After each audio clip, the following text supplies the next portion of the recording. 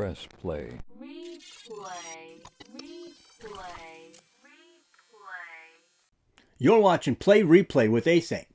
So recently, Grand Theft Auto released its first trailer for Grand Theft Auto 6, and it takes place in Vice City. I really liked the old Vice City game. That game was, I think that was actually kind of one of my favorite Grand Theft Auto games because it took place in the 80s. I always enjoyed the 80s. I'm kind of old, so I had a lot of ties to the 80s. So it's kind of my period. And so it's kind of cool that you had the ability to go run around and do stuff in the 80s and have the music and all that stuff, because the music will bring you right back to the time period. There was no better time than the 80s as far as I'm concerned from growing up in the 80s. So yeah, that's just cool. But this time in this game, it looks like we're taking place in a time period like now. So of course it's like a Florida kind of feel. And you're going to be driving around doing the same old thing that you always do, I imagine. A lot of people online I've seen kind of said, oh, the game is woke. And I'm like, I don't really see the woke element. Maybe it will be. It could be. I don't know. I know Saints Row kind of went down a road where it was they just ditched all their fans and just tried to go down this social justice route. And that game died. The original Saints Row games were great, but when they decided to reboot it and start all over with all this social justice garbage, everybody was just like, nope, you're canceled, bye. And then no one bought it, basically. So I don't know how far Rockstar is willing to go with this game to kind of... I don't think they want to push away the fans of all the Rockstar games, because they're a passionate group of people, and rightfully so. If you fell in love with the game and they've always done these certain things in the game, you're going to be looking for these certain elements, and a lot of it is comedy in the Grand Theft Auto games. I mean, some people don't get that, especially people who don't play Grand Theft Auto, but people who play Grand Theft Auto understand that there's going to be something on the radio that plays that's kind of like goofy, kind of making fun of whoever, and they kind of make fun of everybody, which is good. I think that that's fair. I like it when comedy can make fun of political parties on both sides and be fair. That's fair. That's reasonable. But when it's always just this political party make fun of this one, but not this one. Don't ever touch this one. Oh, come on, really? That's just ridiculous. I think we should all be able to laugh at each other and have fun together and just kind of get along and just enjoy these things together instead of having this big divide. But I think that the game will probably be like it'll probably sell like unbelievably, like Grand Theft Auto games. I mean, it's been 12 years? It'll be like 12 or 13, 14 maybe years, because I think it comes out 2025. Anyway, I think that's one. Anyway, so it's going to, and it'll probably be held back at some point. They'll be probably postpone it a little bit. That's what they do with these video games, seems like. So, but this game's been in development for so long that I don't know. I don't see it not making just tons of money when it comes out. This is going to be like the thing. I mean, Minecraft is up there as one of the highest grossing games, one of the highest downloaded and bought games anyway. And then Grand Theft Auto is right up there too. I believe I don't know if it's number 1 or number 2, but it's right up there. So I don't see this game not making money at all. I just don't see it. And I just, like I said, you watch the trailer, all I see is a Bonnie and Clyde element. I'm perfectly fine with there being a female lead in the game because, I mean, come on, there are women in the world, and I know there are ladies that play Grand Theft Auto even. So why not give them a character?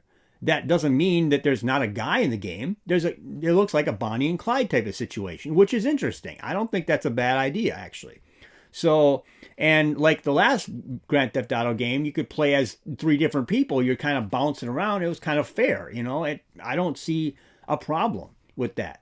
So unless it's something really retarded, I mean, just insane that they do that makes everybody just go, ew, that's disgusting, or something just so over the top. I don't know.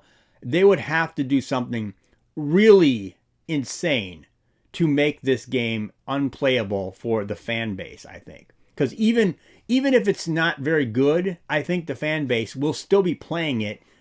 And once they get online capability, I think that they'll release the game. It'll be a campaign. You can play in the city all you want. And then they'll go with the online capability like they did with the last one.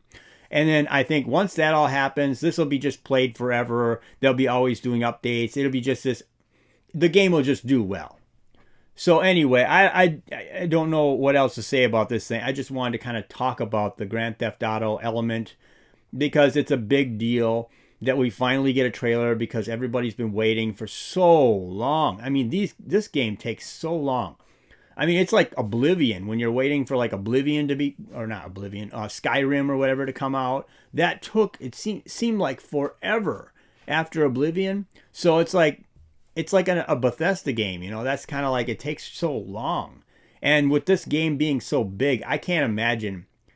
I mean, I wonder how big how big they're going to make Vice City. And I wonder how many elements they're going to have in it. Like what Vice City looks like now because you played Vice City, the 80s, basically, that game.